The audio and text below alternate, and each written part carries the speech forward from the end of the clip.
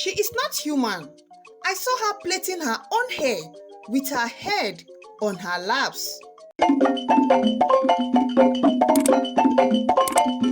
Grab your popcorn and fasten your seatbelts as we drive you through the unimaginable story of Abigail, the girl who plaits her own hair with her head on her laps. Unbelievable, right? In the bustling city of Kwama, there stood an old boarding school named Ajeh High School. Known for its strict discipline and academic excellence, the students were serious and the teachers were even more serious. But in one particular class, a new student arrived that would change the whole school forever. Her name was Abigail, and from the first day she stepped her foot into the classroom, everyone was captivated by her. Abigail was unlike any other student. She was tall, with caramel smooth skin that shimmered in sunlight.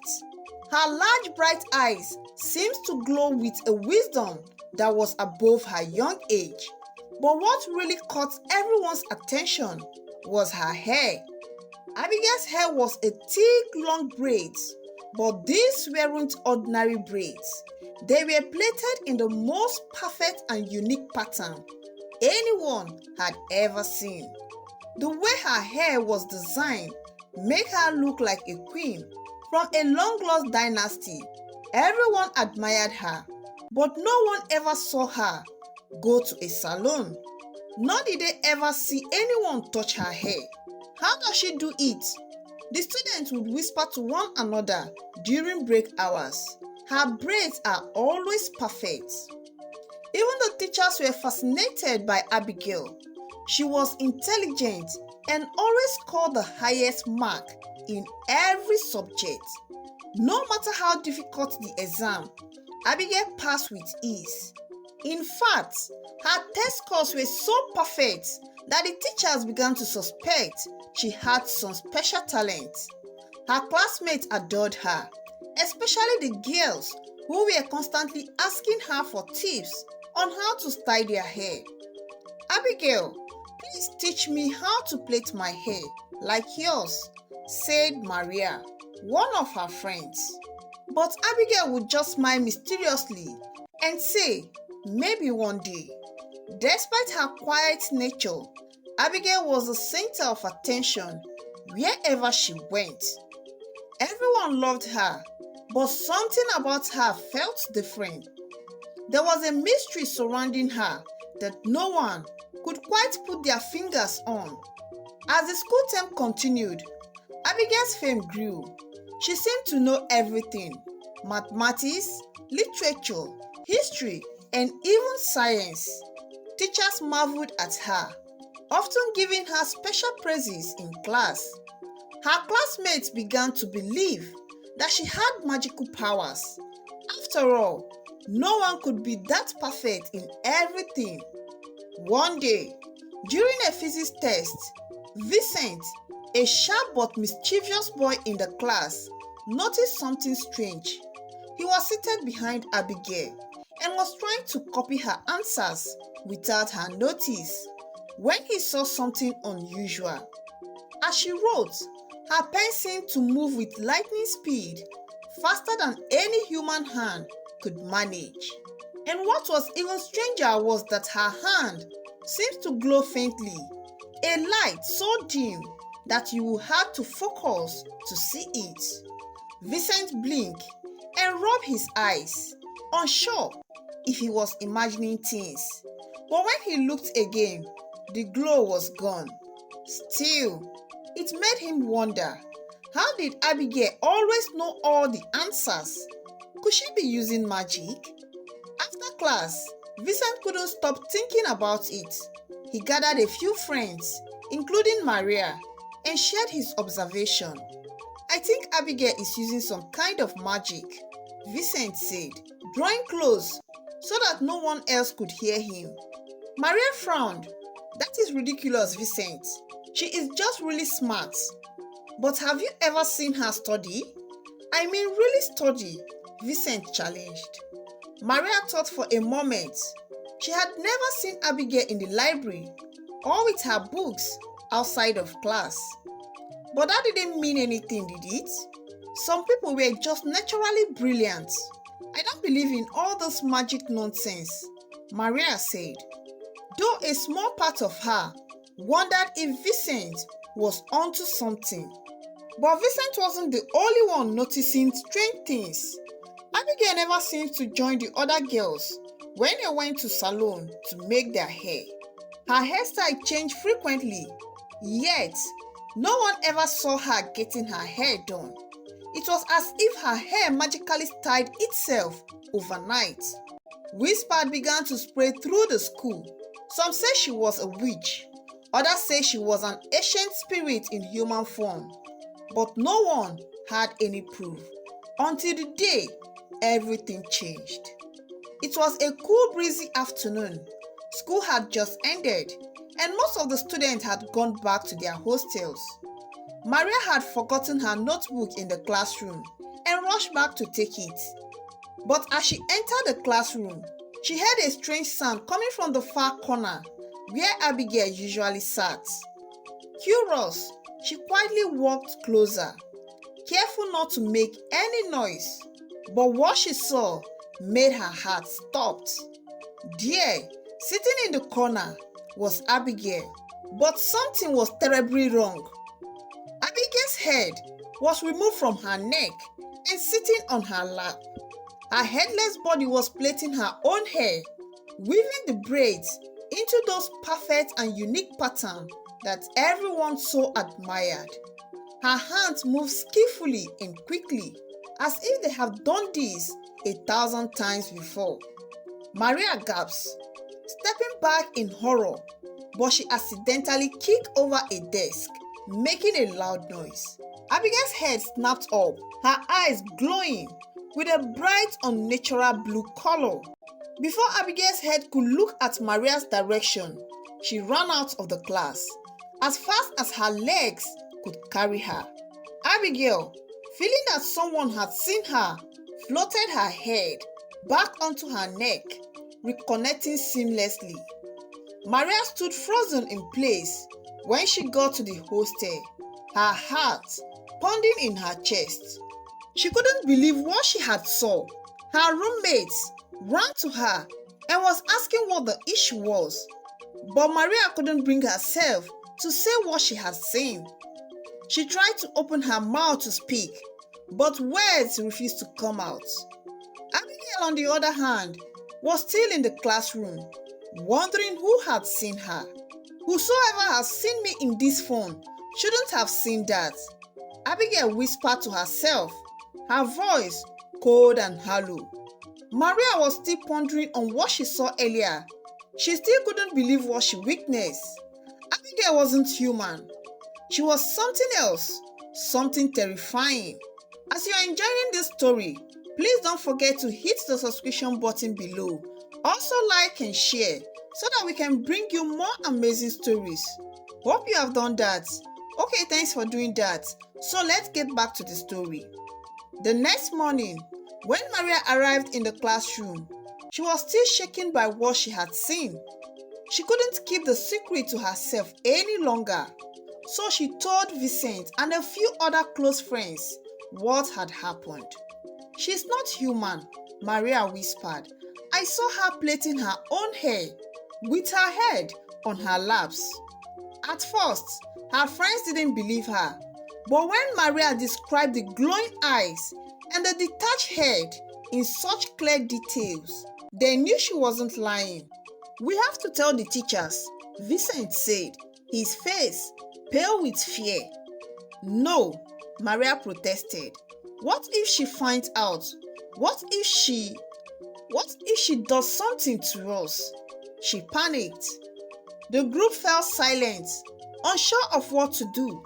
They had always admired Abigail, but now they were afraid who or what she was and what would happen if the truth goes out. Words began to spread quietly among the students. Whispers filled the hall as rumors about Abigail's true nature circulated through the entire school. Some students claimed to have seen her performing strange rituals at night, while others swore they saw her walking alone in the forest near the school after dark. By now, the entire school was buzzing with fear and suspicion, but no one dared to confront Abigail directly.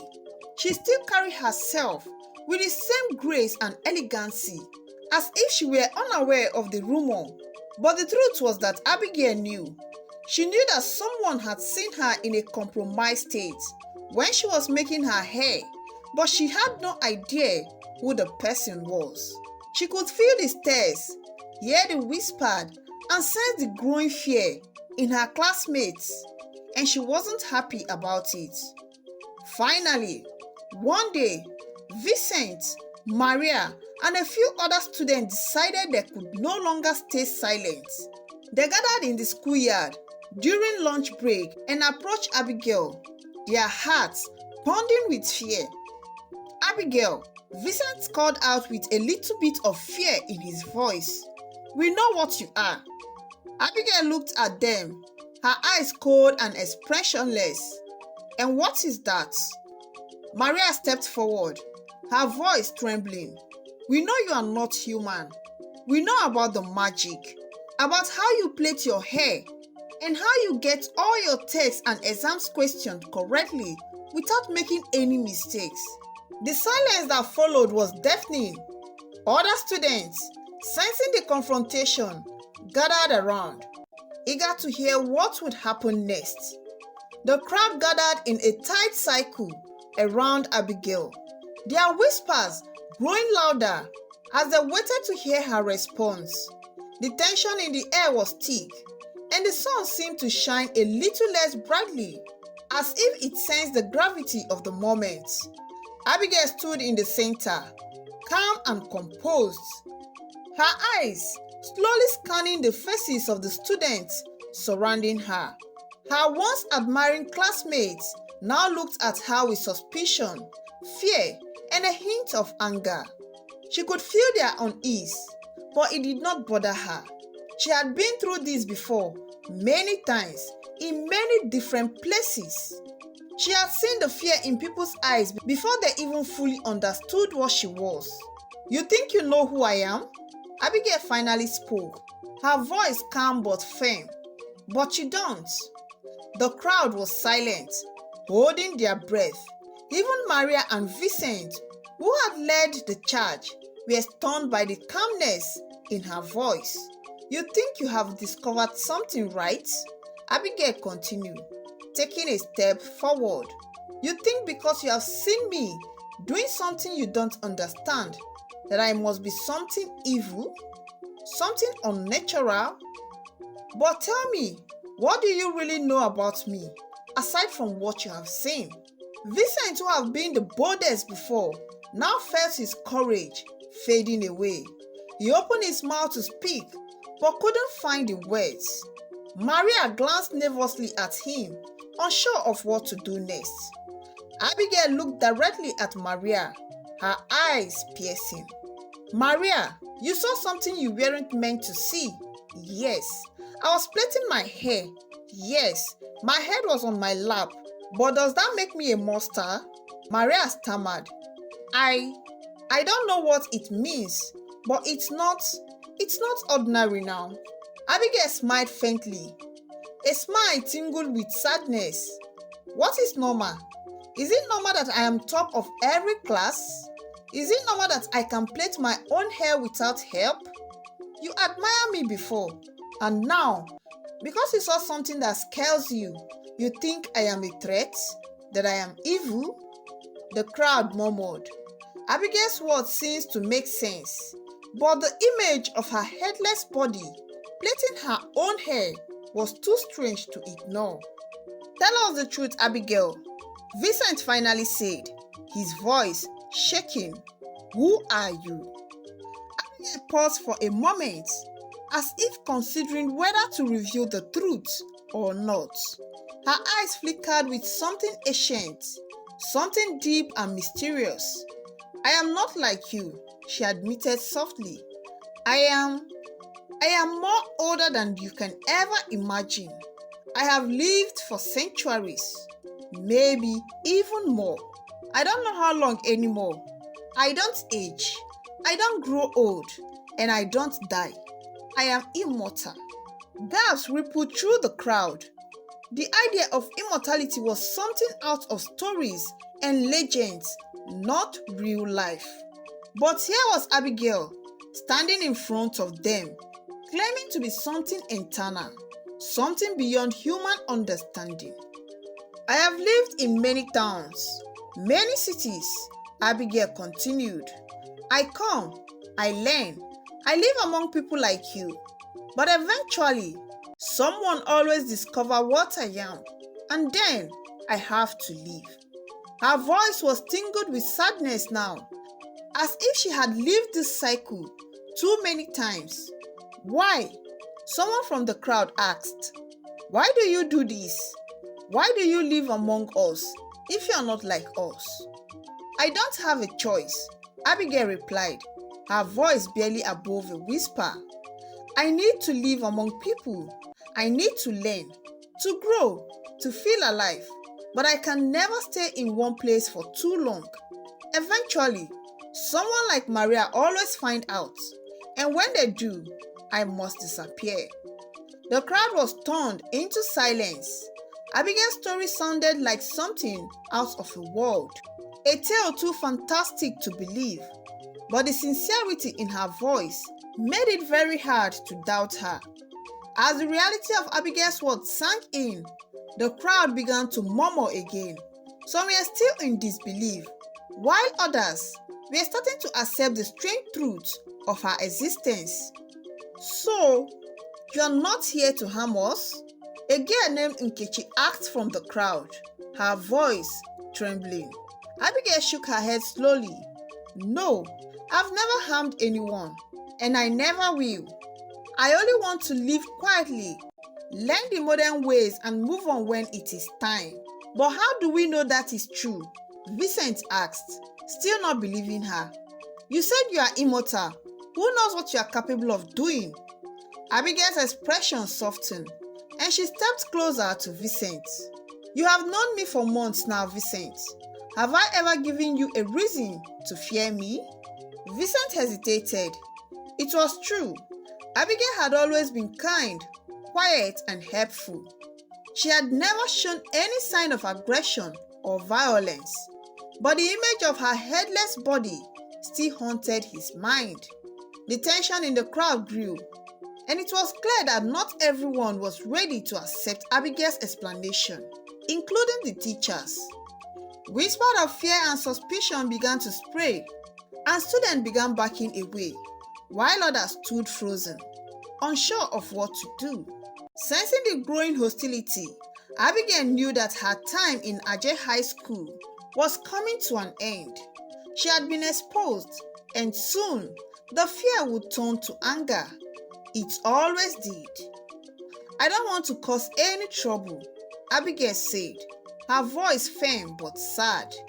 But I can see that I have overstayed my welcome. Maria, still grappling with what she had witnessed, stepped forward. Wait, Abigail, you don't have to leave. We don't want you to go. Abigail smiled softly. Thank you, Maria, but it is too late. People are afraid now, and fear is a powerful thing. I will be gone before the day is over. With those words, Abigail turned and walked away, leaving the stunned crowd behind her. She didn't look back as she disappeared into the school environment. By the time the final bell rang, Abigail was gone. No one saw her leave, and no one knew where she had gone. Her desk was empty, and her locker stood open, but there was no trace of her anywhere in the school. The students and teachers were left in a state of confusion and disbelief. Some believe Abigail had used her magical powers to vanish into thin air, while others speculate that she had simply run away. For days, rumors flew the school. Some say they had come across Abigail in the town, walking quietly along the streets, while others claim she had fled into another city. But no one could confirm her whereabouts. Maria, who had witnessed a strange sense in the classroom, felt a deep sense of loss and fear. She had admired Abigail, and despite the fear she had felt in that moment, she knew that Abigail had never meant to harm anyone or make anyone afraid of her, and that is why she always does her thing in the closet. Maria wondered if she would ever see her again. As the week passed, Abigail's story spread beyond the walls of Ajeh High School. The people of Kwama began to hear whispered of a mysterious girl who was immortal. A girl who could plait her own hair with her head on her lap, who could answer any kind of exam questions, and who could disappear without a trace. Some dismissed the story as nonsense, a product of overactive teenage imaginations, but others believed that Abigail was real, that she was part of an ancient lineage of immortals who walked the earth, blending in with ordinary people. The students of Ajeh School continued to talk about Abigail for years. Some even claimed to have seen her in their dreams. Her bright eyes glowing as she plaited her hair with invisible hands. No one knew where Abigail had gone after she had left Ajeh High School, but her story lived on. Some say she had moved to another city where she could blend with a new group of students, living her immortal life without anyone knowing who she really was. Others believe she had returned to the spirit world, a place where only beings like her could exist. But those who had known her believe she was still out there, wandering from places to places, never staying too long in one town, always moving on when her secret was discovered. And so, Abigail became a legend, a mysterious figure whose story was told and retold by generations of students in the Ajeh High School.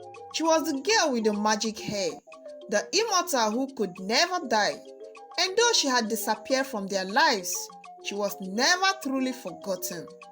Now to you, my viewers, who had attended boarding school before, had there been any strange experience you had while you were there? And do you believe something like this can ever happen? Drop what you learned in the comment section below and also your thoughts. Thanks for watching. We love you and see you soon.